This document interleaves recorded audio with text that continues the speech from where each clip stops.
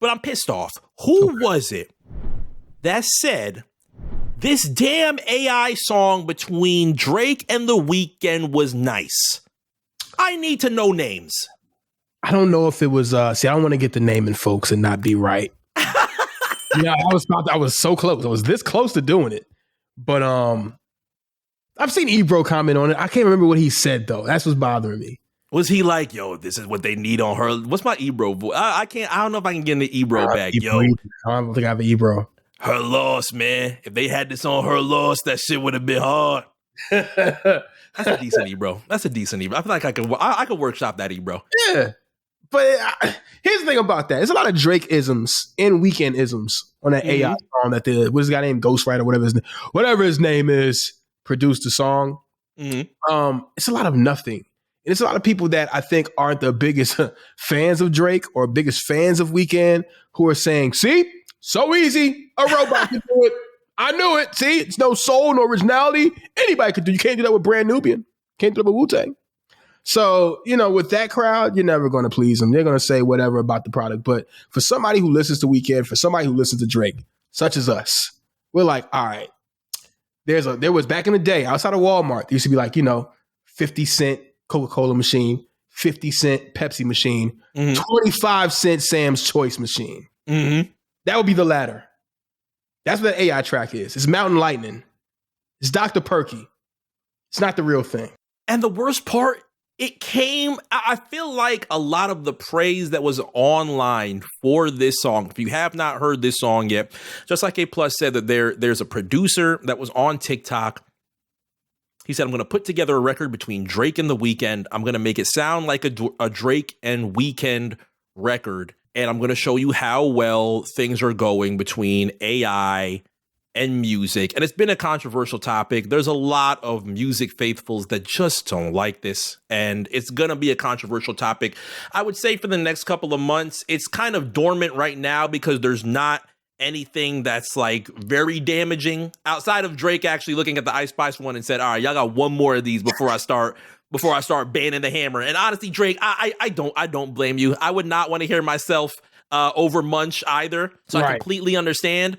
But the record ends up blowing up in ways that a lot of the troll ones kind of haven't. There was the Jay-Z Ice Spice one that was kind of like, haha, that's pretty funny. Not like these can get any worse. And then there was the Drake Munch. And then there was Drake doing some other records. But now it's getting into a point where this record had to now be pulled by labels. I think the song was called Heart on My Sleeve. Here's the article that comes out from Billboard here. The stream count for Heart on My Sleeve translates to thousands of dollars, but since the track was pulled from platforms, its royalties may be withheld. So now we're actually talking about something that is specific money-wise to try and document or try and give towards somebody who has now put together this record. And I don't think the producer Ghostwriter has actually even came out and said, yeah, I'm expecting the $7,000 or $9,000 that came from streaming and came from DSPs on this. But now we're going into a moment where artificial intelligence, and especially with records, is going to be tougher to try and pinpoint, to try and document. And I would assume from a radio perspective, this is going to be something that's a lot more challenging. You haven't gotten like any requests from some AI bot to say, hey, can you play this made up Drake and 21 Savage record that we have?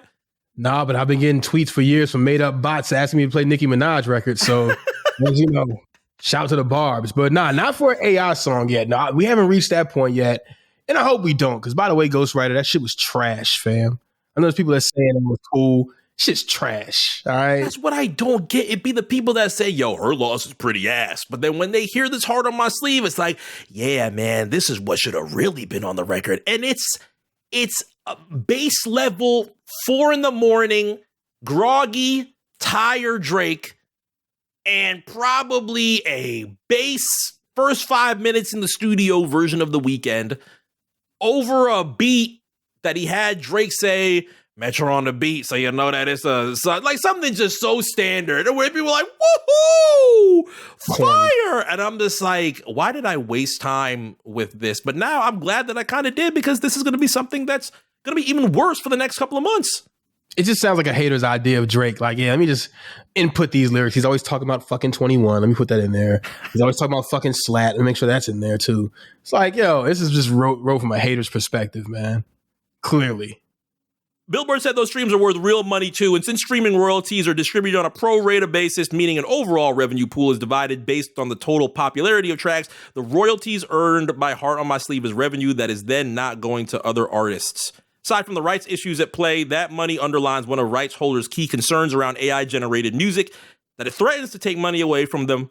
From Heart on My Sleeve, the 1.4 million US streams it received over 4 days were worth about $7,500, Billboard estimates, while the 2.1 million total global streams were worth closer to $9,400. Clearly, anything under $10,000, Drake probably puts in his fireplace. Like, yeah. I don't think it's going to be anything that Drake is going to be putting into legal actions as far as trying to get that money. But I would assume that these labels and some of these companies are not going to like the amount of people that are going to try and pull off fake records and try to generate these things on streaming. Like, it's different from blends.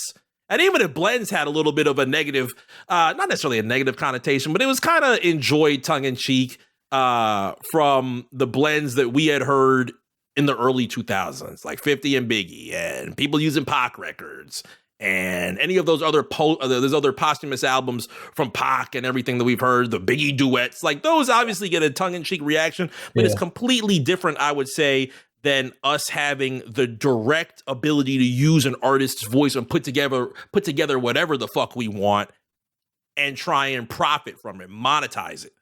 Yeah, I mean, come on, man. Ghostwriter trying to, get that 9,000 from those streaming services. They're going to hit his ass with the big Stephen A. What do you think? He not getting that money, pal. Sorry, it's not happening. And I don't want to be nervous about it. I don't want to be like the guy that's big tech and tech is on its way to destroy us all and the robots are going to melt us. Like, I've never been that guy in my childhood. I'm not that guy today. But I start thinking about how quick and how bad can this actually turn. Like, from a radio perspective, I would assume that there's so many human components that are still to radio that I don't think that this would ever be something that becomes an overtaking where you'll hear your usual Billboard records and all the other records that get spun on radio, and then you'll have your abundance of AI stuff that just makes its way. Like, there's another one that's going out right now. I think somebody had The Weeknd cover Kevin Little, Turn Me On, and on TikTok, yeah, it's fun. It's cool. It's cool to hear, but my lovers will be jamming in a party and you wanting on me. Like, I don't think there were many people a couple months ago that were expecting Weeknd to cover Mario Winans. Obviously, that's a real record, but it's cool online until you actually start entertaining how many people are going to try and pull this off from a DSP perspective. But maybe it's me just trying to prepare for the worst, like a year or some kind of instance where, let's just say, hypothetically speaking, Apple Music and Spotify start providing you an option to take this artist's voice, take this track that's on our database, obviously the hundreds of millions of records that we have, combine them for fun, see how it plays. And I think that would just be the base of that. I don't think they would ever allow you to share it. I don't think that, I honestly don't know how bad this could end up getting. Yeah. I think that's the thing we're all kind of afraid of is what will this lead to? When you speak of radio, it's like AI news reporters, I don't know, man. I don't know. It's kind of terrifying. But like you said, I'm not fully afraid of the future. It's like, we got to, of course, make sure we do this the right way. I don't know what the right way is. And, I don't think that, like you said, I don't think that doomsday is imminent because of AI.